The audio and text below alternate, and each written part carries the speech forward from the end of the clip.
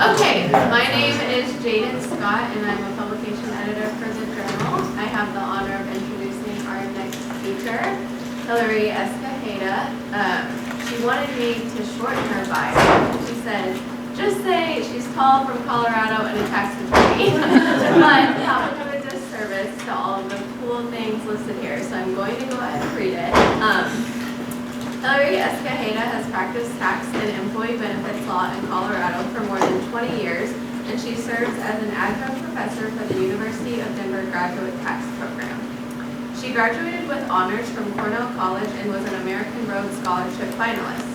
After working for a few years as a technical writer and volunteer ski instructor for the National Sports Center for the Disabled in Winter Park, Colorado, she earned her JD in Tax LLM from the University of Denver Sturm College of Law.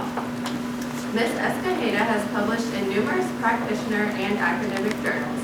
Her current scholarship focuses on legal education innovation, the future of work, modernization of the earned income tax credit, the viability of guaranteed income proposals, and how human-centered tax policies can and should adapt to emerging technologies. In February of this year, the Wake Forest Journal of Law and Policy published her article, Zero Economic Value Humans. This explored some of the personal and societal consequences of smart robot displacement of average humans with ordinary job skills, and how human-centered tax and public policies could provide these dislocated employees with meaningful and purposeful work opportunities. For this symposium, she authored The Vitruvian Man, How to Thrive in an Era of AI and Quantum Technologies. This examines how highly educated human lawyers can craft satisfying careers by nurturing their curiosity, cognitive range, and creativity, capabilities currently outside the reach of narrow and brittle cognitive technologies. So I'll turn it over to you now. Thank you.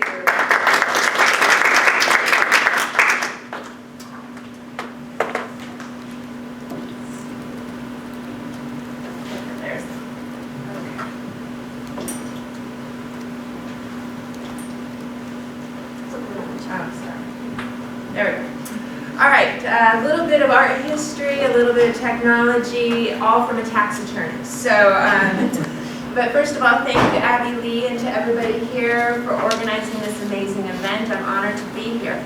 I hope you all have the handout, which provides an outline of my presentation and has a couple of the key graphics for your convenient review. On the reverse, there is a prototype. So, in broad strokes, my argument is this, is that Leonardo da Vinci serves as a role model for modern lawyers because he, like us, lived in a time of tremendous technology transformation. Specifically, 500 years ago, he did not have the internet as we know it, rather he had the printing press, which was the internet of the Renaissance. And so Leonardo is the quintessential Renaissance man because he had wide interests and was expert in multiple areas. So in the next 35 minutes or so, I'm going to just briefly highlight a few aspects of Leonardo's genius, survey artificial intelligence technologies, describe some differences between our organic human brains and synthetic intelligence, and then show you how AIs will change the practice of law. And then I'm going to introduce the idea of a career inflection point, followed with some strategies for you to how to navigate those inflection points over your career. Specifically, my takeaway message for you all is to take charge of your careers, and we need to build our core human capabilities that the machines cannot do. These capabilities include curiosity, cognitive range, creativity, and emotional intelligence. I will close the presentation with some ideas on how you can future-proof your career because I know we have new members of our community, and I want to make sure you go out and change the world for us. And because I have found, and then after that I'll invite your thoughts and questions, and because I found that the Vitruvian Man reveals more and more to me, I'm going to revisit this image several times in the minutes ahead.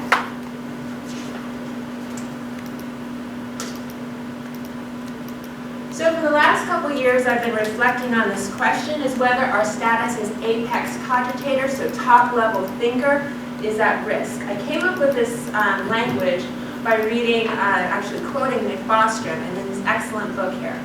And my conclusion is that in terms of cognition, thinking, I'm afraid that our status is at risk. However, if we're like Leonardo, our status as apex imaginator appears secure. And an imaginator is someone who imagines or creates an artistic or intellectual work. If you're interested in learning more about Leonardo da Vinci, I know you're all busy and your students in 3Ls are going to be studying for the bar exam, so after you can read something, I do recommend Professor Isaacson's Leonardo da Vinci. Really quite good. So I've identified 4 components of an apex imaginator. They are curiosity, cognitive range, creativity, and emotional intelligence. And just so we're operating on the same page definitions-wise, I'm going to tell you what I mean by this. So curiosity has been called the brain expander that augments reality. It's also been called the knowledge emotion, in that a person who is curious has a desire, a quest to question and seek understanding. People who are curious often pursue mysteries and things that are impossible to solve. And often people who are curious will seek out novelty. Now the key thing to keep in mind is that we humans with our wet brains, we're curious. Computers are not. Cognitive range. A person with cognitive range has a wide focus. So they do not have blinders, and so they see past, and that's critically important because these people can broadly integrate facts, circumstances, emotions, and other inputs. And people with cognitive range have a strong capability of solving big picture, open-ended, and complex problems. And so as we'll see ahead, these cognitive technologies solve narrow and routine problems. You take them out of their habitat, so to speak, and they really do not work well. Creativity. We all know creative people, and they find creative associations between 2 things that would not ordinarily seem related. And so creativity is built on the interconnections of ideas, experience, and imagination. Now the question of whether computers can be creative is fascinating, and if you really want to be scared on occasion, watch this space. I think with quantum technologies that may in fact be possible in the future. To be determined, so I'll leave that with a question mark. Emotional intelligence. The hallmarks of emotional intelligence include self-awareness, self-regulation, motivation, empathy, and social skills.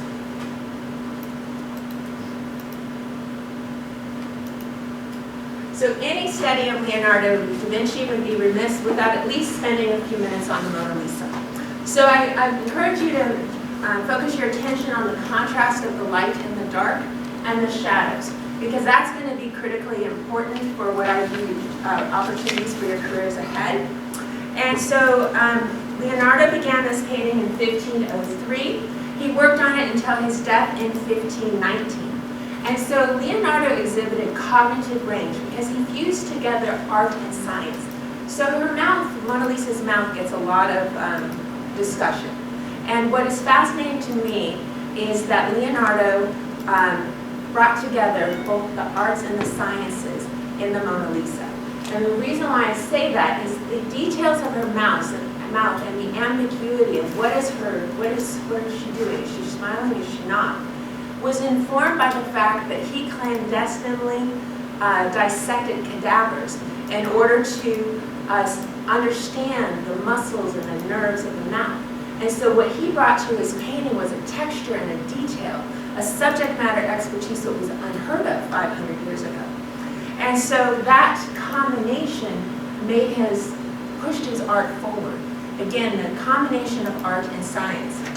And so Professor Isaacson at Tulane, I just want to share with a few of his observations. So the Mona Lisa was painted on a wood poplar panel. And Leonardo, over the course of many years, refined and touched and retouched the painting with light oil glazes because he was always experimenting. He was always trying to push the boundaries. He was always trying to find out something better in his quest for perfection. And Professor Isaacson speculates that Leonardo could have spent another decade refining the Mona Lisa because relinquishing a work, declaring it finished, froze its evolution. So in sum, the Mona Lisa represents the most brilliant combination of art, science, and optics. If you're interested in learning more, if you don't want to do a 500-page book, but you want to just do an article, Professor Isaacson did write this lovely piece in The Atlantic, The Science Behind Mona Lisa's Smile. So again, returning to the Vitruvian Man, I want to take a few minutes to talk about the significance of this pen and ink masterpiece. First and foremost, we see a man in motion. Here the figure stretches and reaches his arms and fingers to touch both the circle, and then you see a square. Now notice the legs. They shift from the square onto the circle to maintain balance, so shifting back and forth. And for me, the significance of the Vitruvian Man and why it's significant is it offers a visual model for lawyers in a time of technology transformation. Specifically, you need to stretch and reach, and then we need to maintain our core stability so we can maintain our balance on a shifting surface, both in terms of technology and in terms of business models. Now please observe that the arms and the legs form the shape of the letter T, and that is an image that I'm going to be talking about in a few minutes. So I don't believe this is particularly controversial, but I would classify Leonardo as an apex, top-level imaginator. He was relentlessly curious. He had legendary cognitive range. He was creative, experimenter. He was always trying new things, putting things together that you would not ordinarily consider that would work together. He was always iterating. He was always testing things, always trying to improve. And so in modern language, we would call him as a person that operated in permanent beta. He saw himself as a work in progress.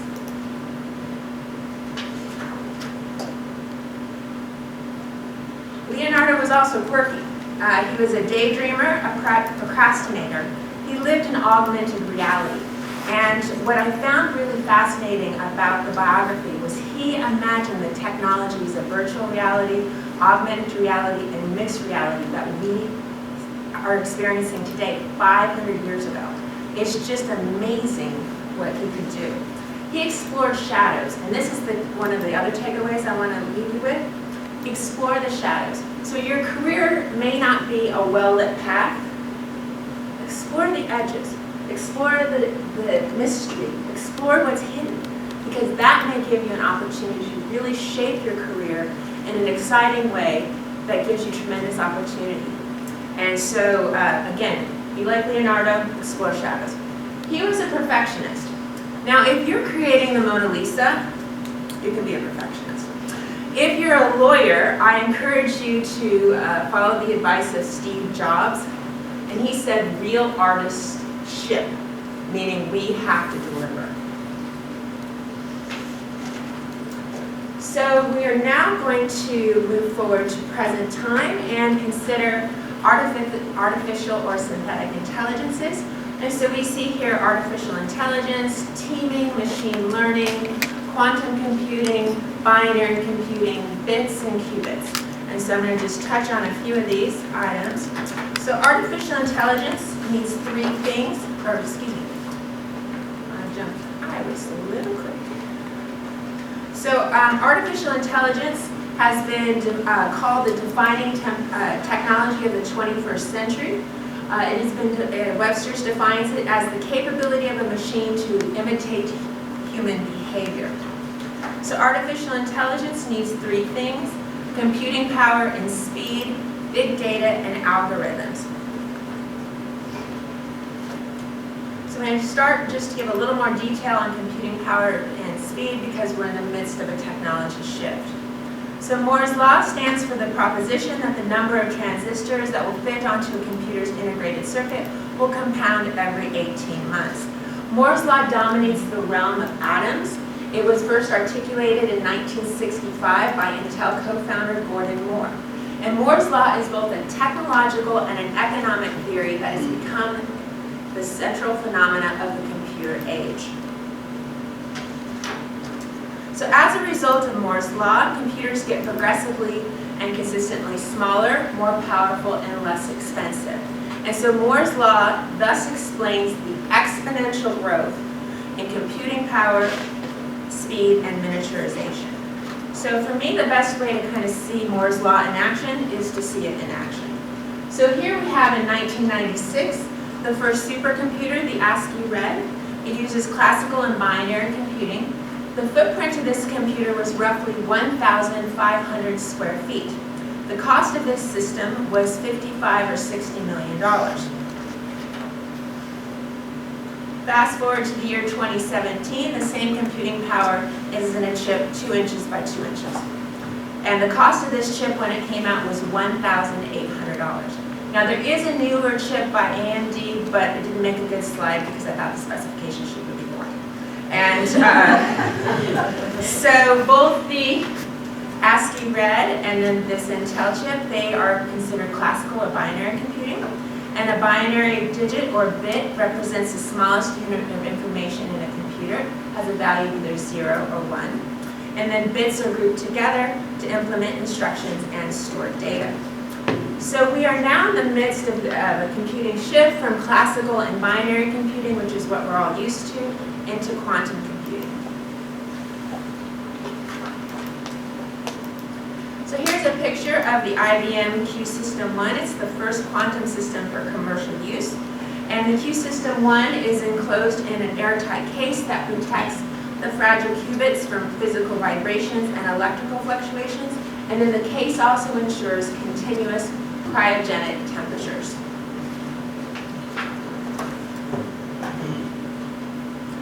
So quantum computing uses a quantum bit or a qubit, and a quantum bit can exist in superposition, which means it can exist in multiple states at once. So it can exist as a 1, a 0, or a 1 and a 0 at the same time. And you're like, okay, what's the big deal? Superposition enables qubits to store much more information than just the 1 or the 0. And the significance of quantum computing is that quantum computers can solve problems that traditional binary computers cannot. So you may have heard the term quantum supremacy just kind of floating about. That was articulated in 2012 by Caltech professor John Preskill, and he explains that quantum supremacy conveys the concept that quantum computers will eventually carry out tasks impossible or impracticable, such a legal word, for classical binary computers. So that is computing power and speed. Data. Data refers to distinct pieces of digital information in binary digital format that are transmitted in packets. And depending upon who's talking, they sometimes call data the new oil, they sometimes call it the new gold. The third thing AI needs are algorithms. And an algorithm is a set of instructions for performing a task or solving a problem. And so that is the main heading of artificial intelligence, and now I'm going to take a minute and discuss one of the subfields, which is machine learning. And machine learning is software that can modify itself. Machine learning algorithms are sometimes called learners. If you're interested in this topic, Martin Ford's Rise of the Robot is a really quite interesting read. And so Martin Ford defines machine learning as a technique in which a computer churns through data and in effect writes its own programs based on the statistical relationships it discovers.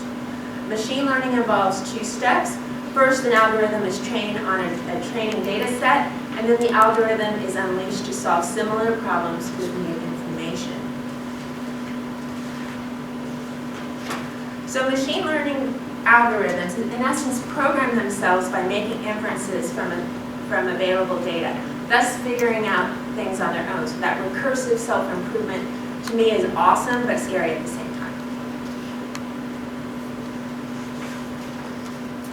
So I want to take a minute and distinguish between what our wet human brains can do and what these synthetic intelligences cannot do.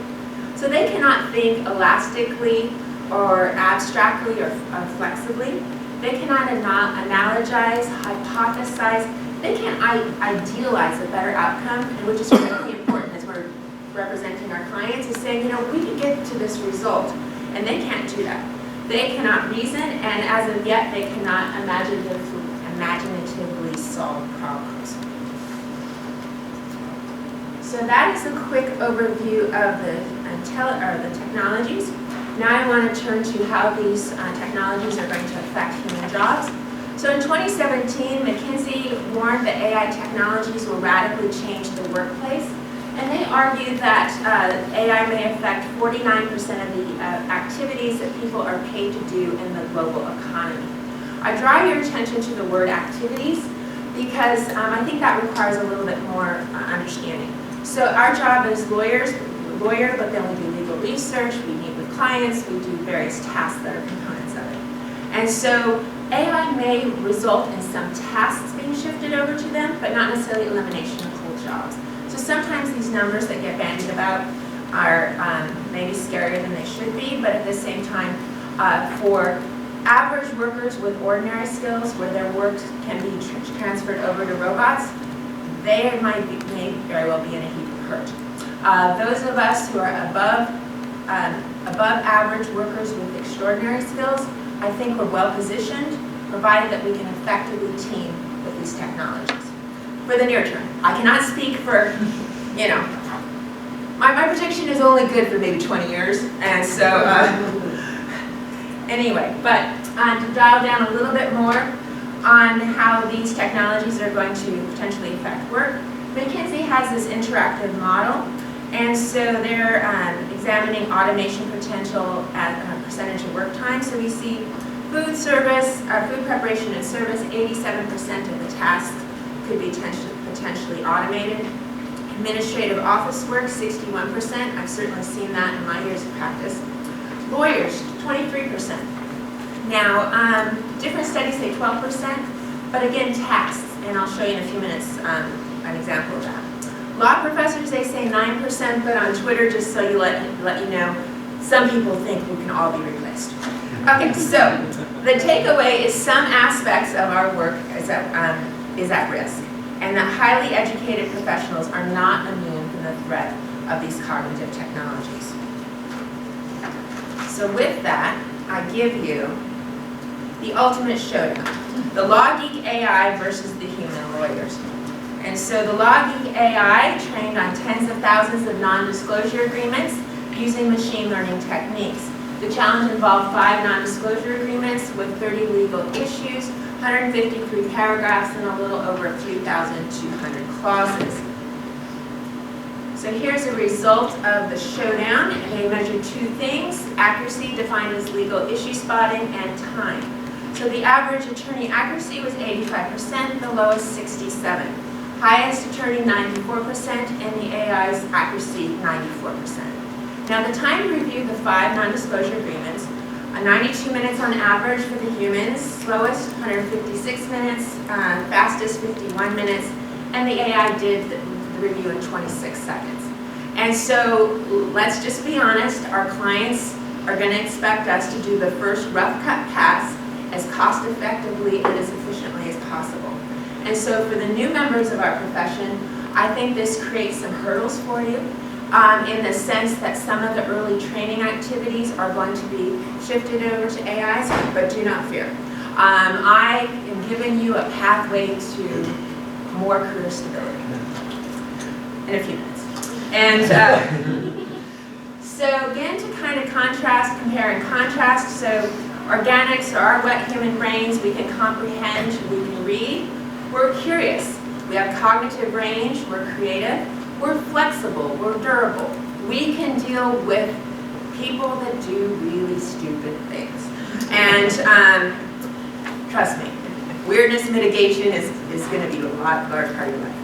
And then we're also emotionally intelligent. Now, synthetic intelligences, they cannot comprehend. They don't read. Full stop.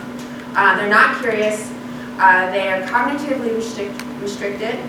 Creativity, again, is an interesting open question. Kind of scares me, but also excites me at the same time. These technologies are rigid and brittle. So if, like earlier this morning, talked about AlphaGo and chess. So those machine learning algorithms could do exceptionally well in that domain, but if they needed to advise a client, they'd be like, what? So anyway, so rigid and brittle, very narrow. And they are not emotionally intelligent, although there are some developments in terms of sentiment analysis that's coming into play. So overall, I think lawyer AI teaming is positive for the profession because we can improve and incorporate machine predictions into our analysis and advice that we give to our clients. And then over time, we're going to see these machines produce better results, because we're going to reinforce the good predictions and then reject the bad ones. And then most importantly, I believe that these technologies will allow us to offload routine functions to machines, thereby reducing our work drudgery and stress.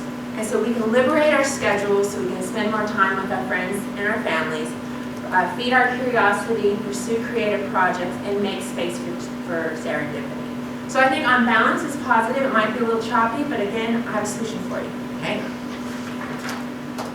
So back to our model, Leonardo da Vinci. We should always be stretching, reaching, and balancing, and so that we can shift and adjust to the changing landscape. So the idea of a T-shaped thinker has percolated up in multiple disciplines, from engineering over to IBM. It's come up in businesses at IBM and 3M.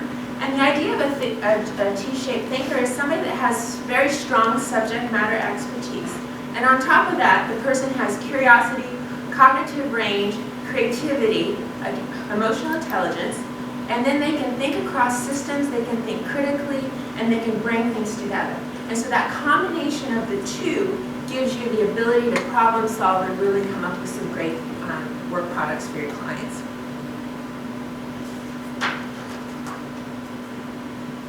Now this idea has been brought over to our profession, and there's the idea of the T-shaped lawyers. And the elements here we have, again, is strong legal foundation of legal expertise with technology skills, human-centered design so that we focus on the humans, and then also process management and project improvement skills. Again, systems thinking and also critical thinking, and then on top of that, data analytics.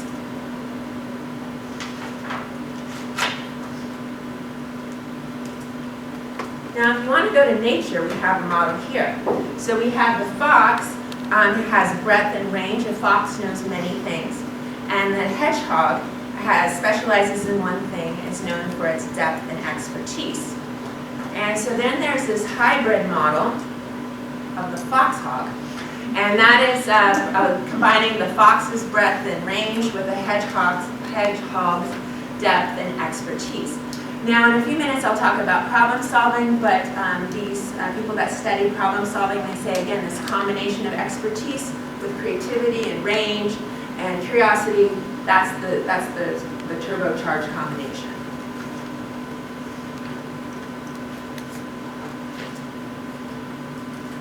And then the last part of my talk, I'm going to give you some ideas how we can use the Vitruvian Man to become a Vitruvian lawyer. So, how to become a Vitruvian lawyer? First and foremost, accept that lawyer AI teaming will be standard operating procedure. Embrace technology, particularly for the new members of our profession. Just make that your thing. And adopt a self-employment mindset, which means we're the chief executive officer, chief financial officer, and chief technology officer of our own individual economic enterprise. So always just be positioning yourself, always moving, always thinking ahead, always building.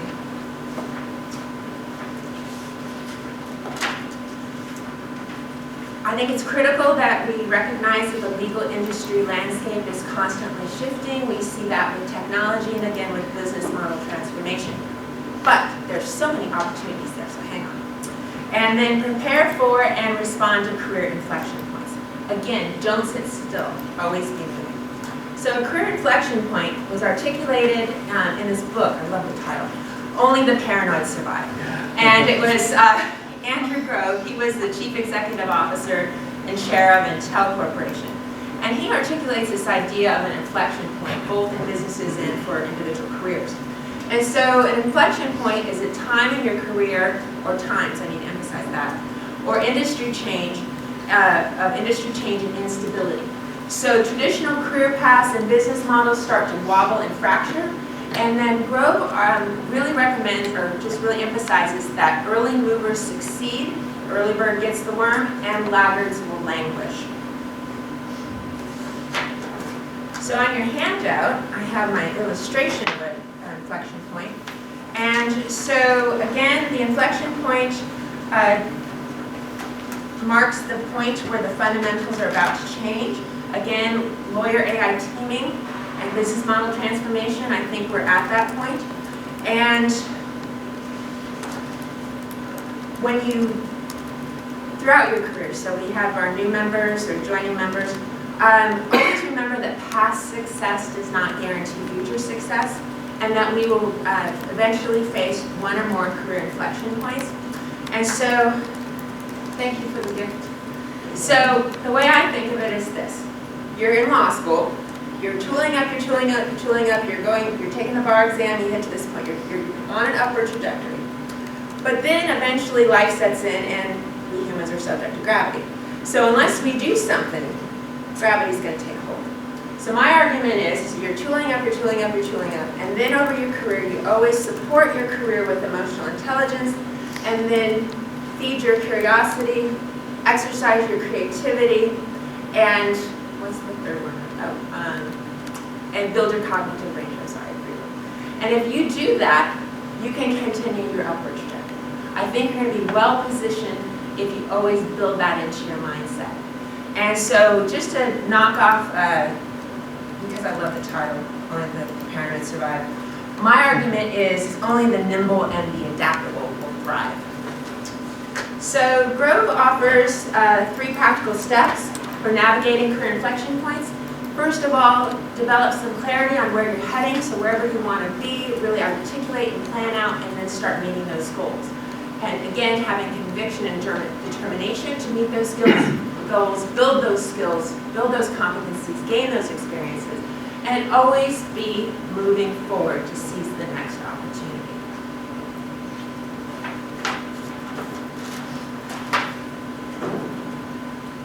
So returning to the idea of how we are professional problem solvers, I really encourage you to be like Leonardo, a nimble, lifelong learner and creative problem solver. So again, always augment and expand your curiosity, your cognitive range, creativity, and emotional intelligence. And then with that combination, you should be well positioned to turbocharge your problem solving skills. So as I mentioned earlier, successful problem solvers tend to have range. They may start with an existing solution upon which they augment. They may eliminate things, they may add some things, or they may even sweep aside the whole approach and design a new paradigm. But the thing is that you can't do that unless you understand and you have detail. So recall the Mona Lisa. The detail that we saw around her mouth was because of the dissections. The detail, the ambiguity, the opportunity was because of the detail. And so again, just having that combination is going to be critical. And then some attributes of high functioning problem solvers. They avoid cognitive retrenchment. They think laterally, so creatively adapting and applying disparate ideas and knowledge. And they reject fixed patterns. So if the status quo isn't working, they will sweep it away.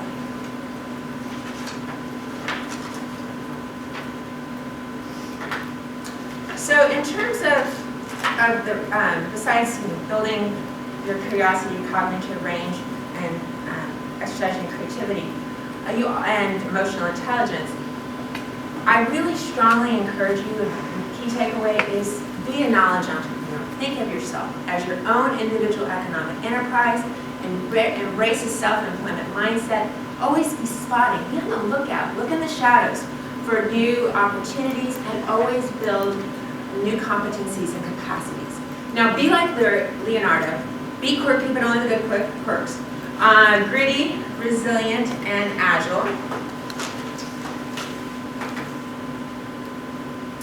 And be open to the idea of being a / career artist. And what I mean by that is if you look at Leonardo's work life, he was an artist, he was an engineer, he was a scientist, he was an inventor.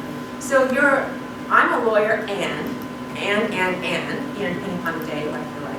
But but be mindful that you honor all aspects of your being and bring that into your work, because there could be really exciting opportunities if you combine, tax attorney with a skier, tax attorney with a writer. To me that's exciting. And then be open to the idea of episodic career opportunities, and what I mean by that are tours of duty that give you an opportunity to build your reputation and learn new skills. So on balance, here's I'm going to fulfill what I promised. I think you all have exciting careers ahead. And the reason why I say that is for those of us who are seasoned attorneys, we know that people are impulsive and irrational. So there's plenty of work of dealing with their strangeness and their stupidity. But that's not your thing, okay? You can design and build modern legal infrastructure that can respond to these new technologies and then the technologies and the machines that will break the law. So that's really exciting there. And then you can also, and this is critically important, design and build the modern legal infrastructure that ensures justice, access to justice for all. That's critically important. And then if you're drawn to startup technologies and startup organizations, you can serve as a legal, a business collaborator and strategist, identifying the risk, mitigating the risk, but also anticipating other issues that come into play. I mean, great, exciting world out there. I mean, truly new stuff that will bring together so many aspects of your being. Again, slash career artists, bring them together. And then on top, the last thing is there's a tremendous opportunity to design and build new legal service delivery models to address the irrational human, to help irrational and impulsive and irrational humans. So these new technologies, the ones that we don't know of yet, the ones that exist that can be combined and recombined, there's an opportunity to really upend and design a wonderful new practice of law. And I'm convinced that you all can do it. So I had dinner with you all. And so here's my checklist. So homework for those who had dinner with me last night. Okay, so develop familiarity with AI strengths and limitations, gain general understanding of data analytics, build expertise identifying and addressing legal ethical issues, and so this is a follow-on to this morning's topic discussion about AI bias, privacy considerations that are abound, autonomous vehicles, and then whatever industry, I'm a tax attorney, and just so you know, I think we are one of the most endangered species, and with these cognitive intelligences, but whatever you choose, always grow your domain knowledge and awareness of the business of the industry, always improve your digital and in real life communication skills, and cultivate your intelligence. So with that, Vitruvian lawyers are apex imaginators, and you all have exciting and interesting careers ahead. This is because our brains can do things that the AIs cannot. And so I leave you with this call to action, be like Leonardo.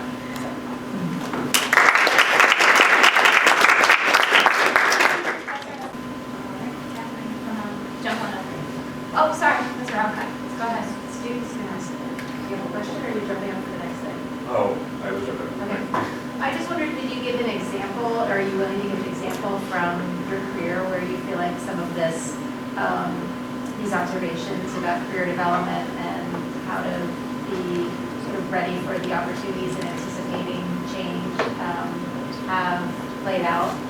So I have two. My first practice when I got out of law school, because I got out of law school in a recession, and so my dad's a CPA, and he was like, "You have a law degree, practice law." I'm like, "Oh, what's that about?" So I wrote an article on how to not commit malpractice, and then that propelled me into being a statewide expert. But the challenge was the internet came into play, and the Department of Labor regulation also came into play, and so it upended the financial viability of my practice.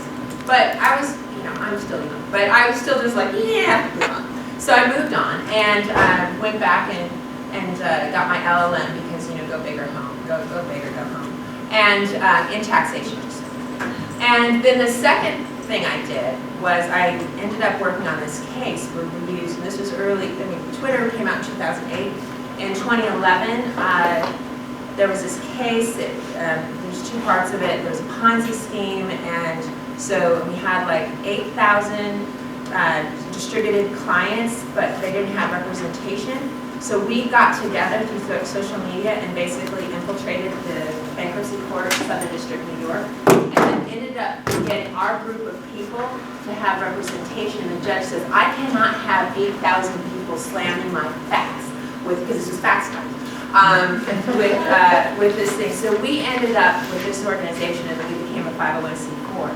And we ended up representing these clients and ended up with a 100% recovery. And then Ponzi scheme, and then I had a secret email that got me response from the IRS in less than 3 days.